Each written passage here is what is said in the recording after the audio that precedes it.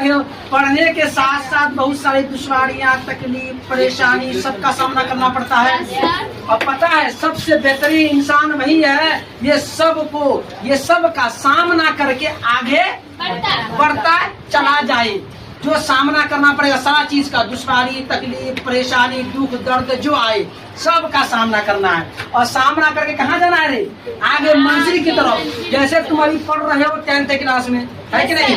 अब 10th class में तुमको लाना है 450 नंबर। कितना लाना है? 450। तो उसके लिए जिद्दोजहद, कुर्बानी सब देनी पड़ेगी, क्योंकि दुनिया में जब तुम आए हो एक बार जीने का तुमको मौका मिला है। कितना बार? एक बार। तुम उसको भी यूं ही गवा दोगे तो खानदान के आर्थिक स्थिति को कौन सही करेगा? कौन करेगा? कोई करेगा? तुमको करना होगा। तो उसके लिए तुमको क्या करना होगा? बेहतरीन से मेहनत करना होगा। क्या करना होगा? बेहतरीन से मेहनत, जिद्दोजहद। और इस बार 450 न लाओगे बांध के पीटेंगे। सही होगा?